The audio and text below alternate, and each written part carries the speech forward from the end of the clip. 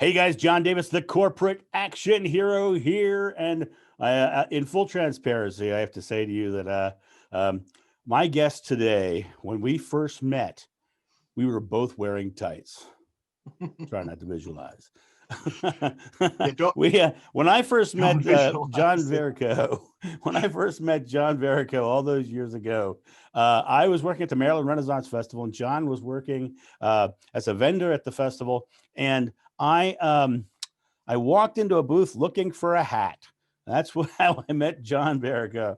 And I walked into the booth, and John and his lovely wife were in the booth, and you walked into the booth, and the first thing you immediately felt when you walked into that booth was, this place is just fun. And, they had beautiful things on the wall, and they had hats, and it was all beautiful stuff. But that atmosphere was created by John and his wife. And so much so, how you walk into a shop and you buy something and it's a cool place, so you always want to go back to that place. I would stop by that place all the time, just walk in, look at the hats, and talk to John and his lovely wife. And so one of the things about that is my good friend Dan Thurman. He one time said to me, he says, "You never know who's in your audience." And I had no idea that this guy who stood in front of me with that big smile, who always made you feel good about yourself, was actually an expert in communication and leadership.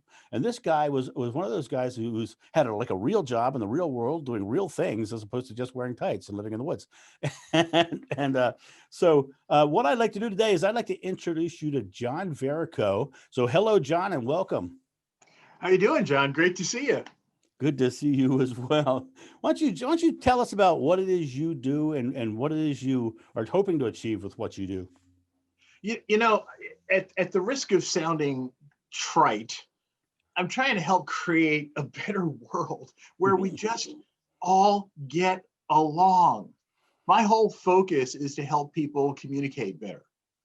Whether it's in the work environment or one-to-one in society, just helping people to communicate better, to treat each other better.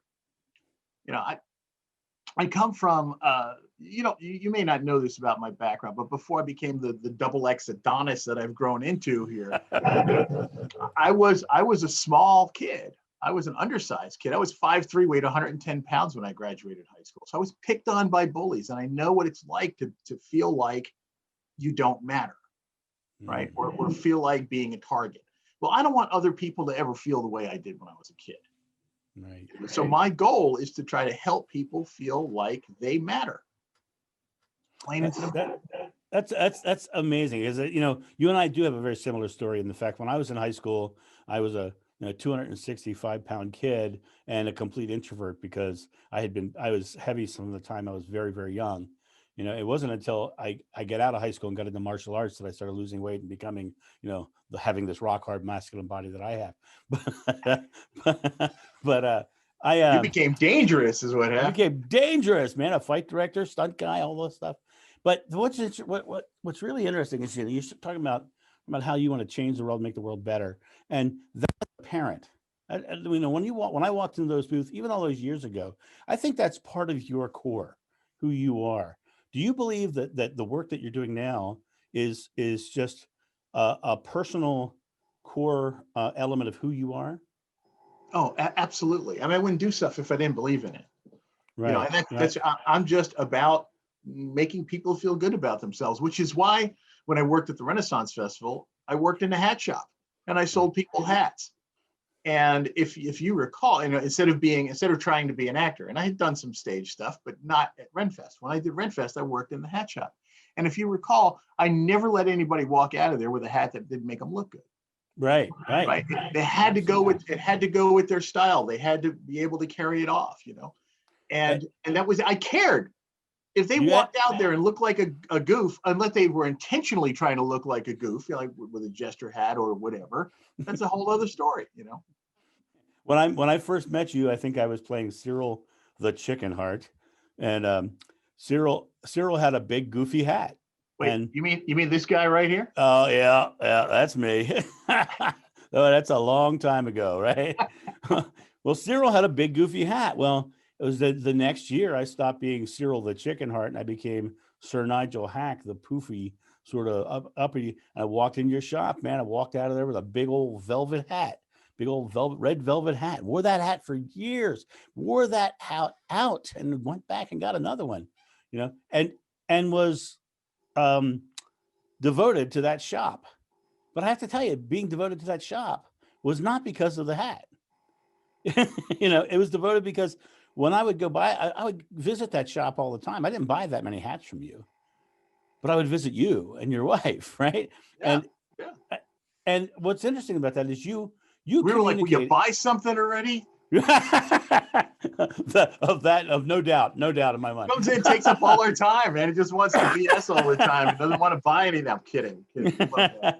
But it's you created an atmosphere, and as far as communications is concerned, I mean, there's many forms of communication, and the atmosphere you created had a lot to do with your body, your physical communication. But when you do your corporate work and you go out and you talk to organizations, do you talk about the various different kinds of communication? Oh, of course. You have to talk about the basics and the science of communicating, and not just the words are only a minor 6% of what it is you're actually communicating. It really has to do with your body language and your paralanguage. I don't know if you're familiar with paralanguage. No, what's that? So it's one of those interesting expressions. I could say to you, hey John, you look nice today. Mm. Or I could say to you, hey John, you look nice today. Oh, I see. Yeah. Or I could say, hey, John, you look nice today. Oh, you made me feel dirty just then. Yeah. Or I could say, hey, John, you look nice today. Oh, yeah. So wow. It was just a matter of inflection, right? Where it's the same 4 words, but they had completely different meanings. So that's what paralanguage is. It's how you put your inflections and what syllable you put the emphasis on. Syllable. That's a lot like in neurolinguistics, embedded commands. Do you know anything about embedded commands? I've heard of them. Okay, so in embedded commands, well, it's just like the inflection you said. In neurolinguistics, we talk about, do you want to go inside right now? And it's that drop and that go inside right now that gives them an order, basically. Oh yeah. But it sounds like you're being polite and asking, but it was not a question. Yeah. Right.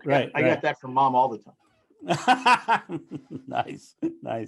So when you're dealing with a customer or client and you're out there and you're speaking, what is your main topic? What is the main thing you talk about? A couple of different things, but the principal topic is motivational leadership. Okay. When I talk about communication and how we improve communication, it's all about how you're making other people feel, right? And if you're in a leadership position, or even if you're not in a leadership position, because you have influence around you, and we all do, and it's how you treat other people to decide whether or not they feel motivated. And just like that, the whole concept of do you feel like going inside now?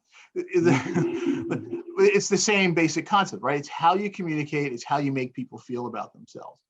And so the whole concept behind motivational leadership, there's 3 basic principles to motivation, right? The first thing is that all people are motivated. You may not think so. You may know some people who really look like slackers and don't feel like but they're motivated. They're just not motivated to do what we want them to do, right? The second thing is that you can't force somebody else. You can't motivate other people. Now, for a motivational speaker, I know it sounds weird to say, but we can't motivate other people because motivation is personal. It comes from inside. Right. So all we can do is kind of create an environment that'll help these people to motivate themselves. Right. And then the third thing is that people do things for their own reasons and not for yours.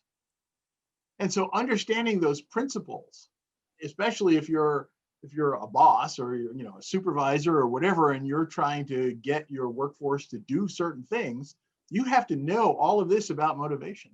So you have to create an environment that will enable people to motivate themselves. Right. And you have to find their individual purpose. For instance, when I go and I do my speeches, I'll ask my audiences flat out. I'll say, what is your favorite, what is the most important thing in your life? What is the most important thing in your life? I have never heard one person in my audience say my job. Yeah. What I've heard is my family. Always number one, family, health, security comes in there, but then it's job is not in the top 10 usually. And what I always talk when I'm talking with my clients, I'm always talking about how you have to find their purpose. Sounds like you're saying the exact same thing, is you got to find their purpose, not yours, and That's then empower it. exactly right there. Exactly right there. Do you ever see that thing with the rocks and the sand, where you take like a jar and you start putting rocks in, you put these big rocks in and you fill it up, you can't get any more big rocks in, and you go, okay, this jar is full. And then you take some tiny pebbles and you pour the pebbles in, and they fit in around the rocks and they start to fill the jar up again. So now the jar is full again. You can't get anything else in there. You go, this jar is full. Well, then you pour some sand in and it finds its way and trickles down, and the thing fills up yet again. And you realize that you can keep stuffing more and more stuff in and keep filling this up. But if you were to start with the sand and fill that jar up, the other pebbles and the larger rocks would never fit. Right. And so the concept behind that whole thing is that those big rocks are the important things in your life. Your family, your health, all the things that you just talked about. The pebbles are the necessaries, the things that you kind of have to have, a job, a car, whatever.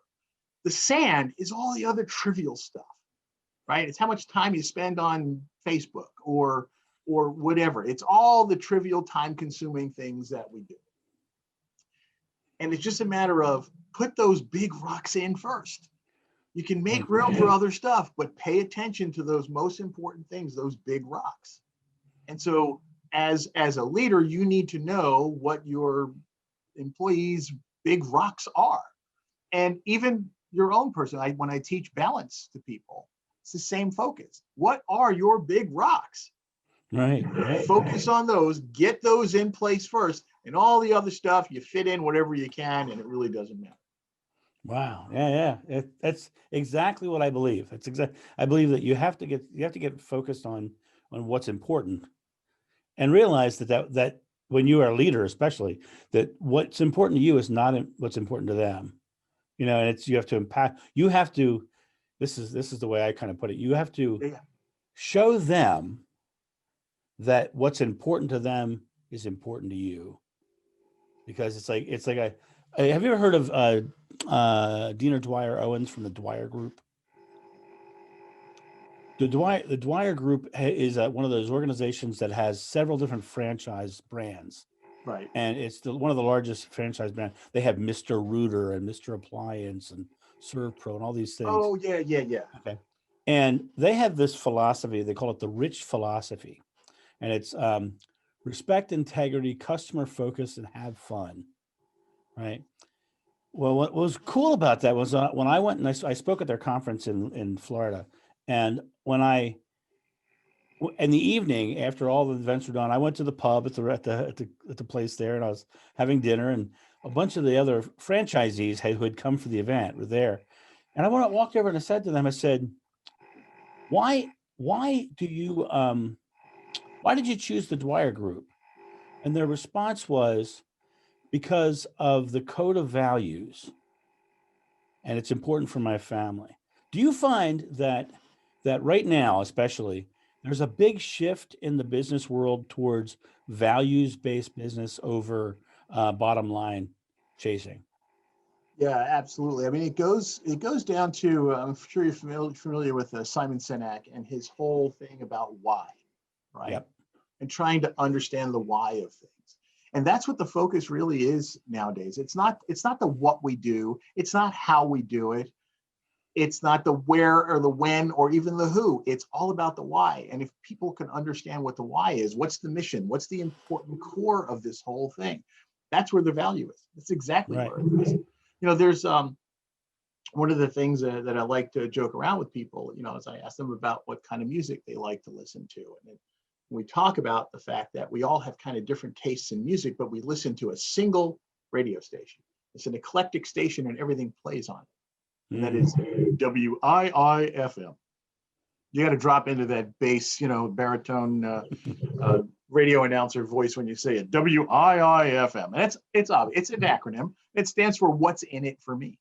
Oh. And we all listen to that radio station because everything we listen to or not listen to is filtered through this. What's in it for me?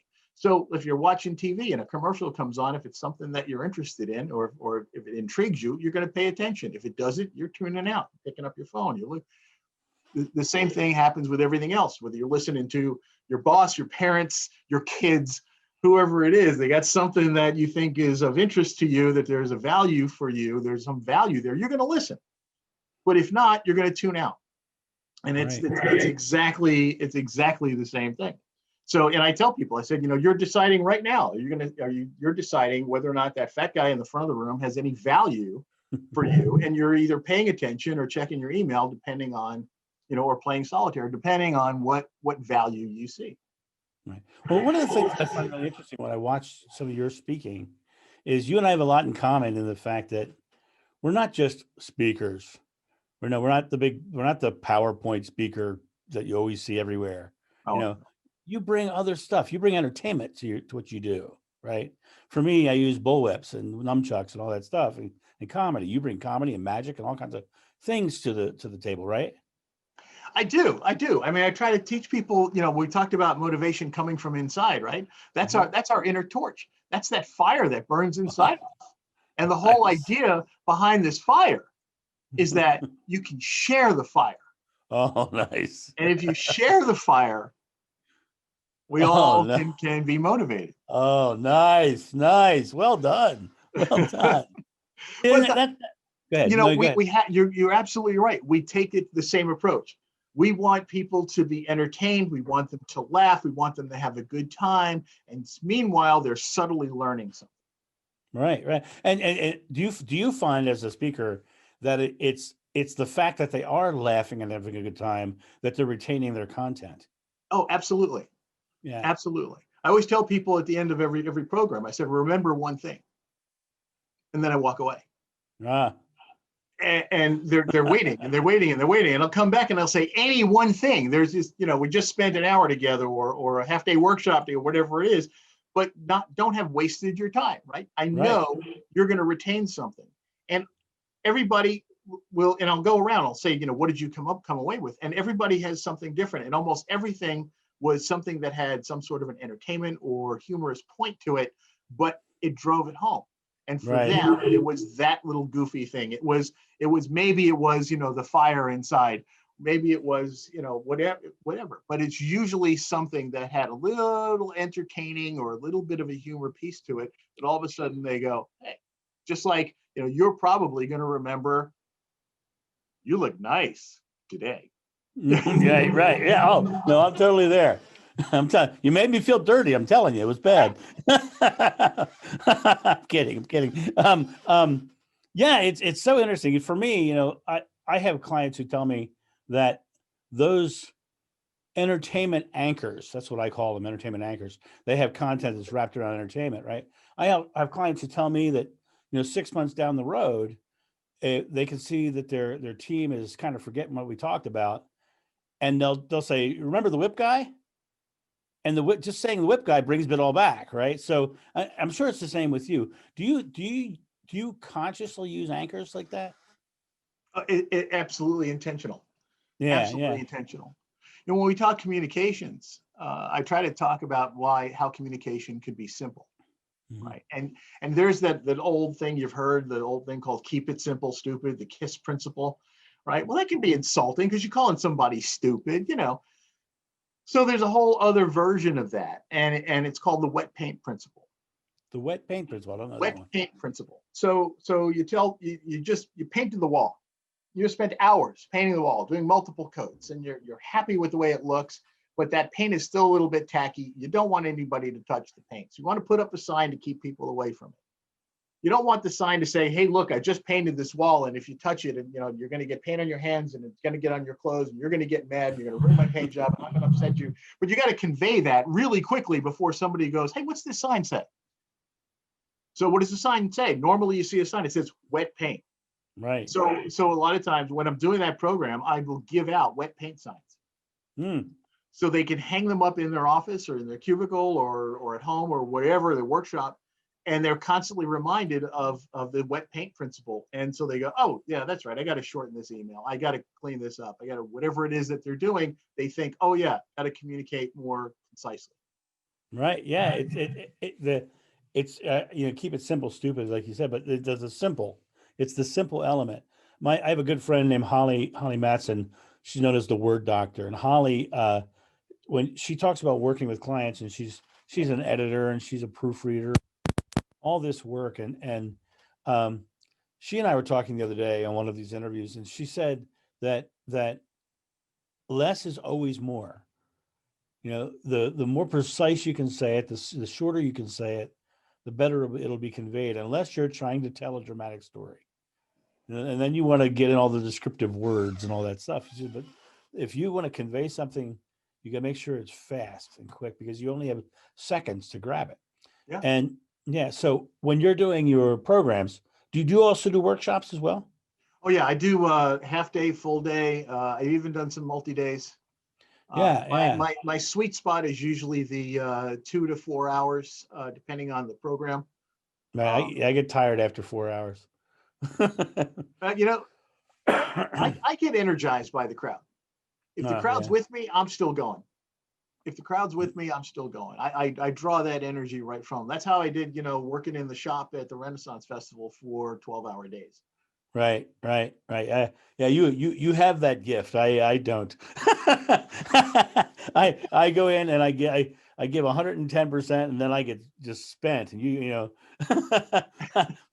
okay. And I don't believe I don't believe. I didn't say it didn't collapse afterward. Oh, right.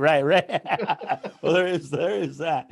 But I know that you have so much knowledge and so much just information to impart, and I love the fact that you're bringing real content in an entertaining way, but not only just entertaining, but you're bringing it in a way that's so easily digestible. One of the things that I've heard about some of the stuff I do is that they say, when John came to speak, he really understood us, and I 100% know that about you. I know that you go in there and you listen first. And in communication, I think listening is always the number one thing, Absolutely. And so, like in your case, is there any sort of basic outline that you follow for how to communicate?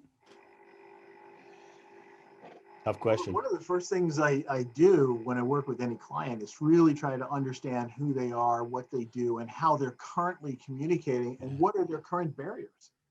Right. Let's be honest here. People don't look to bring in a motivational speaker if everybody in the organization's happy.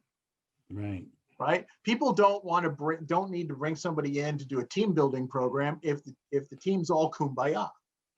Right. There are some underlying issues in that organization, which is why they're reaching out to people like this. So, what I do is I usually have multiple conversations with the leadership or the people who are hiring me. Sometimes it's a different level. I'll ask to talk to other people in the organization, get a real feel for how things are going currently and where do they want to go and what those barriers are that are preventing them from getting there. And a lot of that has to do with the communication, how they communicate or not communicate with each other in the organization. And it's so interesting that I find over and over again, and it's almost, I can probably go in with a cookie cutter and figure this out almost every time. It's the leadership has no idea that they are not communicating well to the workforce. Right. So a classic example of that, and I'll tell you, is a job I had when I was working as a civilian for the Navy organization, and they hired me to fill this position that had been vacant for a year and a half. They did not have a communication person for a year and a half. And this was it was the Navy Public Works Center, so it was primarily civilian blue-collar workers, plumbers, carpenters, painters, machinists, shop mechanics, air conditioning repair, those guys. And it was led by a handful of military engineers. Right. Okay. They would put, the leadership would put out an email to the organization. 70% of their people weren't on email, didn't have computers for their jobs. They reported in, they picked up their toolbox, they got the list of what assignments they had to go out, the Admiral's plumbing or whatever, the lights are out in this building, whatever it is, and off they go on their assignments, never to be seen again until the end of the day when they turn in their tools. Some of them were actually worked out of their vehicle. The toolbox stayed in their truck, and they would get a call in the morning telling them where to go for their first assignment. The leadership had no clue why nobody was paying attention to what was going on in the organization. Of course, military folks would cycle in every 2 or 3 years. Right. Oh, yeah. Cycle in and cycle out. These guys, the workforce was there 30 years. These civilians that had been there forever. And what had happened was the previous communication officer had transferred out and took another job and went elsewhere. And they said, we don't need to fill that position. We're doing fine. We'll just keep going the way, we'll just keep doing this stuff. Well, there was the 10th anniversary of the organization. They were having a big shindig. And there was going to be, several admirals were coming to speak, and the Navy band was going to be there. Oh, no. And they put it out to the workforce. We want maximum participation. Obviously, if you're on duty in the power plant, you can't come, or if you're driving a shuttle bus, you can't come, but everybody who can, we want to be there. 600 employees. They're expecting a large audience at the Navy Yard for this big function. When nobody showed up, they ran people around the inside of the building and grabbed like every, office person they could find. They managed to get about 18 people. Oh, my God. And 600 chairs. Oh, my God. Navy band, 3 admirals. It was so embarrassing. And they realized something went entirely wrong there. Well, here's what went wrong. And here's what the senior leadership didn't know. They told the mid-level managers, and they told those folks told the shop supervisors. And by the time it got down to the workforce, it was, hey, they're planning some big thing over at headquarters. You can go if you want to, but you got to make up the time. They played telephone over down. Yeah. Beautiful, classic example. Example. So when I went in, one of the things I did was I created some focus groups, and I just took people out of the shops, and I said, hey, let's sit down and figure out what's going wrong here. And they were like, yeah, we don't even know who these people are. Right. So I took the senior leaders and I said, look, we're going to go visit every shop, and we're going to talk to folks. We have some FaceTime, and they thought that was like insane. And it was funny. These blue collar guys, they didn't pull any punches. One guy sat back like this, and after the commander finished talking about kind of the way ahead for the new year and all this other stuff and the direction for the organization, he's sitting there like this the whole time. And he looks up and he goes, "Who the hell are you? And why should we listen to you?" Oh man! Oh my gosh! Big eye opener. Big eye opener right there. Oh yeah. It's interesting. I spoke, I guess it was 2 years ago. I spoke for an organization here in Cleveland, and I wish I could have talked to you before I spoke to them, because what's really interesting is I went into the space and I could tell when I walked in the space, just like when I walked into your shop, it felt great. When I walked into their space, it felt terrible. It was angry. That was the way it sounded. It felt right. And they sold windows. My wall moving. They sold windows, and the owners was 2 brothers, I believe. They were angry, bitter people, and to believe that all of their salesmen need to be, aggressively competing with each other. And I was hearing stories about this guy needed to outsell that guy, and so he was telling people at their houses, "Boy, I replaced these windows before you have a fire." So he was using like fear tactics to sell windows, right? And the more I worked with them for 4 hours, and I did a speech, and then I did a workshop, and the more I worked with them all day long, I did on their feet things where they're doing emotional things, emotional intelligence work, and all day long, just getting this whole angry sense. So if you had this, and I said somebody after that, I said, I don't believe that company will be around long.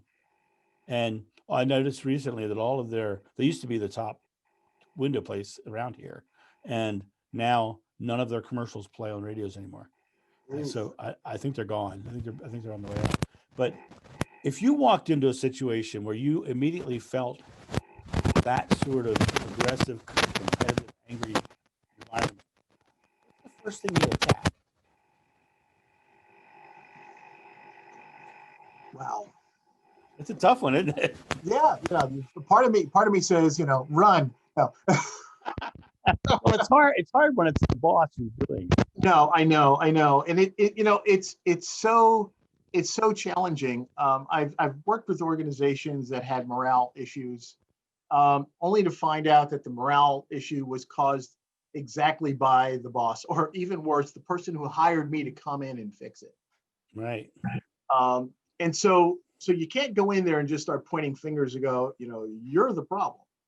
But depending on the relationship and the contract in which you're being hired, we're going to have those one-on-ones with the boss afterward.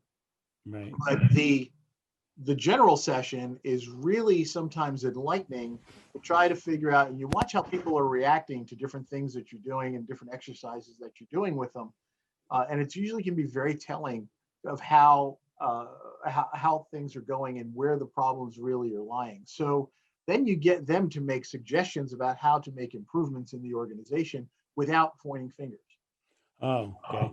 All right. So you're eliciting them to communicate it rather than you trying to communicate. I would actually do this as a facilitated workshop rather than a keynote speech or lecture. But it depends on the organization. And if they hired me to come in and do a keynote, I could come in and do a keynote about the best leadership and kinds of organizations, and it'll make them feel worse about themselves because they don't meet up to that requirement, right? Or they'll be turning around looking at the boss going, listen to this guy. Right. So it's really, you've got to tailor it. So, I may all of a sudden kind of modify it and talk about work-life balance or dealing with change or something else. But I walked into an organization, and the one thing that they were having a huge morale problem. They did one of those employee surveys, and it just tanked. And they didn't know what the problem was, but they know they needed somebody to come in and talk to them. And they brought me in for a 2-day workshop. Now, it's that bad. You want to bring in a motivational speaker to work with you for a 2-day workshop. All right. So over the course of the 2 days, I facilitated some exercises to kind of open up the organization, get them talking, and try to figure out what were causing some of the issues. Well, as it turns out, it was the organization provided a service to their larger company. All right, this was a certain unit that provided expert advice in a certain area. They were legal. And so they provided legal counsel to the rest of the organization. But they kept saying, we're here to serve you. We are a service. We're at your service. We're serving you. What happened was they started being treated like servants. Oh. They weren't treated like expert advisors. They were treated like servants who were there. They went in, they heard, people would go ask for the service. They would get the legal review. The legal review would say no. They'd get ignored and walk away because the customer didn't get what they wanted. What kind of a service organization are you? You're not serving me. You're not getting me where I need to be. So So working with them over the next, that was in the first day, it was when that kind of came to fruition and enlightenment. Over the second day, we worked on how they could better frame what they do, how they can better refer to themselves, how can they better market themselves. They no longer call themselves a servant organization, but they call themselves expert advice. In 6 months' time, they completely turned around. Completely turned around because they thought of themselves differently. Other people thought of them differently. And it goes back to kind of the core to all of this. They didn't feel like they mattered before. Now they matter. Right. And that's the core. That's the gist of everything that I try to teach, is that people just want to matter. And that really is the essence of every problem that we have in society right now. People feeling like they don't matter to others. How do you instill that confidence in somebody, in an audience member, or you go into a place and you're having someone who believes they're a servant? How do you change their inner core belief about that from a communication standpoint? It's really interesting. I usually will try a bunch of different exercises with folks, and it kind of goes back to if you think you can or you think you can't, you're right. Right. It's the same thing. And so I intentionally will pull people out of the audience that look like they are trying to hide in their seats. And I'll get them to come up and participate and be part of things, or I will team them up with other folks as well. And I will prohibit the dominant personalities in the room from taking over or from doing things. And I actually learned this when I was in the Navy, and I was doing training for public affairs officers. And there was an international group, and for some reason, the Canadian the Canadian military public affairs folks were just dead on sharp, man. They would volunteer for every assignment, and they were good at everything. And so I actually would have to shut them down. I was okay. I need somebody to volunteer to take on this assignment. I need somebody to volunteer to respond to this report or whatever it was. And I would look at the Canadian guys and go, but not you. You have to go sit on your hands. Just you can't do it. And I would give those other people an opportunity. That's how I've always worked with all of my career. I mean, I've been in the communication field for 40 years, between Navy and government, and state government, and in federal government. And so I've worked with a lot of different folks. And one of the things that I always tried to do was to allow people to grow, allow them to try something that they didn't think they were capable of doing, and take away the fear of failure. And that's the most important thing. And so when I'm working with a group and there's that person that doesn't seem to have the confidence, or if I'm finding that they don't think of themselves in a strong way, we remove the fear of failure. Take that fear of failure away. And that comes, like, I don't know if you've ever participated in Toastmasters. I did not. So Toastmasters is an organization that helps people to improve their public speaking and leadership skills.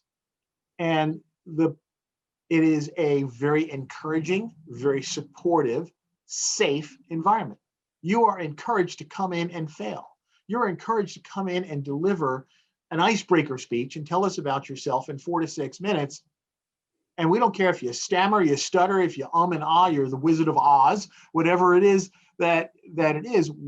We're here to help point out to you the things that you're doing right, and help encourage you to take the next step. Right. And it's the same thing with every group. Get somebody out there, show them what they're doing right, compliment them, give them the support they need to try the things that they do. And I think that's just like what you do with your programs, and getting people to crack that whip and snap that thing out of your hand. That pretzel stick out of my hand. The pretzel, thank you. I'm sitting going, that. When I directed Renaissance festivals, I developed a reputation for being the guy you bring in when you want to save your show.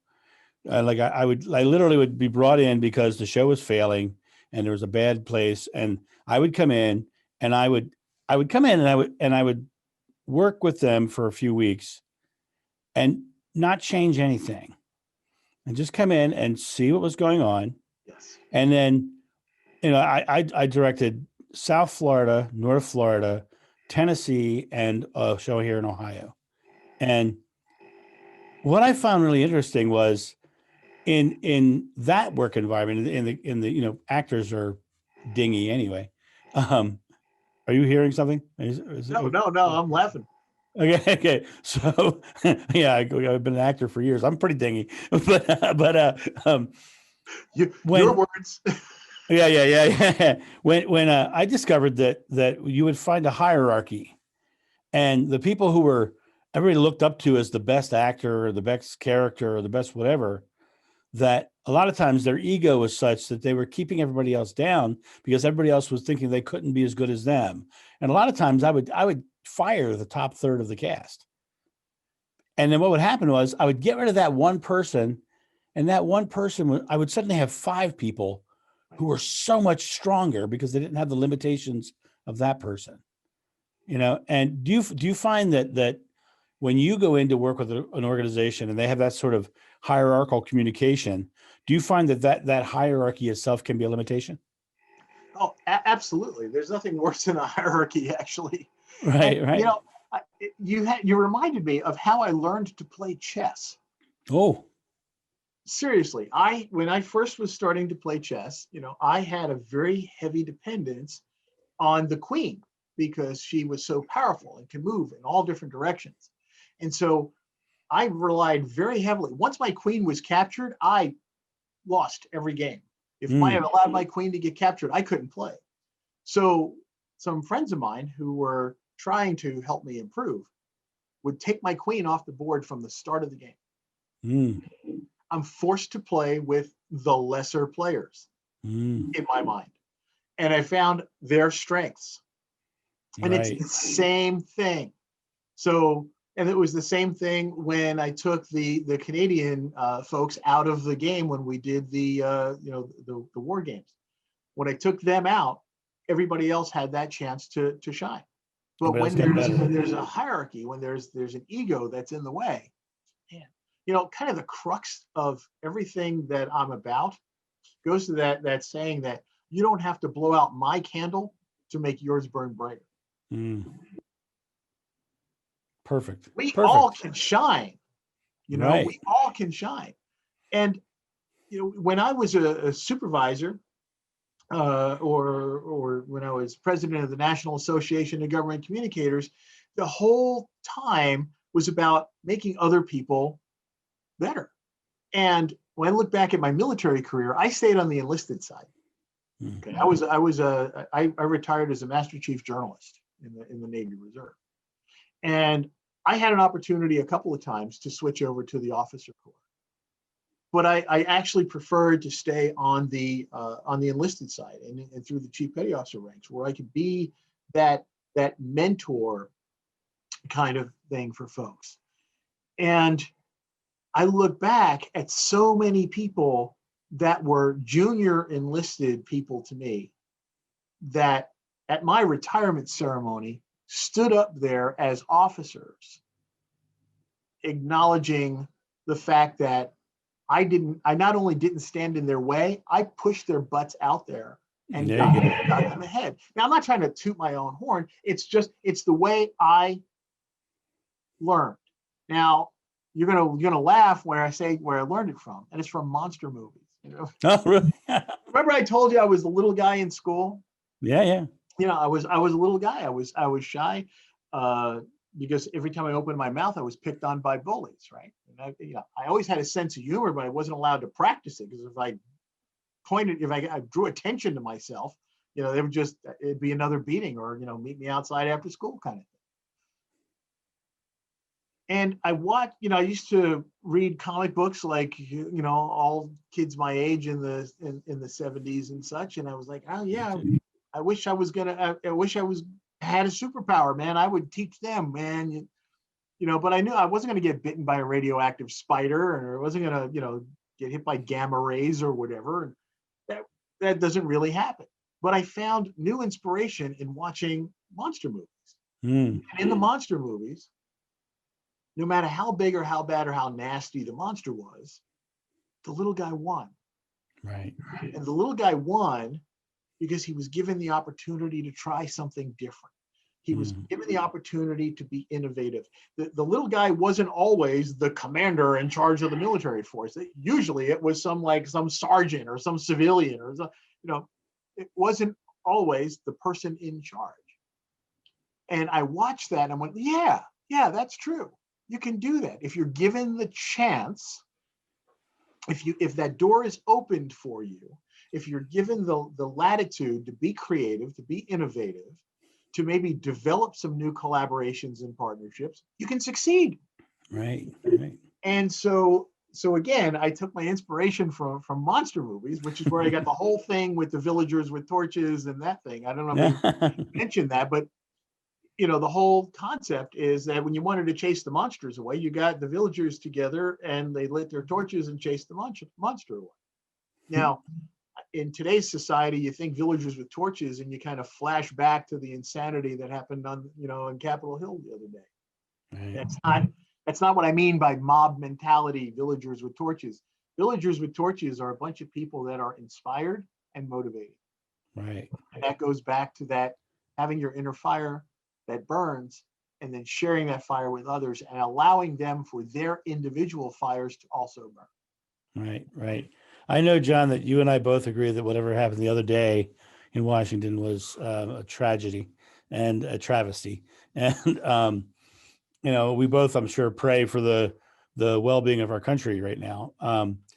I have to say, I've after seeing your stuff and knowing you, I'm always so impressed by what you bring and what you deliver. Where can people find you? What's your website? How can we get all that stuff? What is it? Absolutely. It's really easy. johnverrico.com is my website.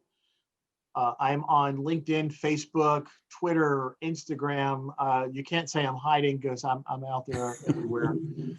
Be bad for a communications guy to be hiding. So, well, John, thank you so much for this today. This was amazing, and I'm so glad that we ever. And don't forget my phone number. Right, is 224. Good Lord, I just forgot it. 240-257-NERD. There you go. Nice. Because nice. I was a little nerdy guy, And I'll put that right on the screen somewhere. Yep. Do that. Well, John, it has been awesome. We've done almost an hour here. Wow, and, that's amazing. Well, you get two Renaissance Festival guys together, and we start to jaw. So I will leave this one thought, and this. I call myself a torchbearer. I talked about our inner torch and our inner fire, right? Torch is more than just this symbol. It's also my acronym, and it stands for the things that we need in order to be motivated and to keep each other motivated, and that is trust, opportunity, respect, communication, and humanity. Nice. When you're treated with those things, your torch can stay lit, and your fire is burning. Excellent. Well, guys, that is John Verrico. And if your company out there is in need of really communicating and bonding and coming together to create new and better things and to create the better world that John's talking about, make sure you go to johnverrico.com, check him out, make sure that you bring him into your organization. It's important because your environment that is communicating cleanly and clearly and creating that space like John did all those years ago when I walked into that hat shop. That's important. That's what you want. And so make sure you go out there and check out John Verrico and hire him and bring him in. And thanks again, John. Hey, thank you, John. It's always great to see you. All right, I'll see you. Bye-bye. Take care.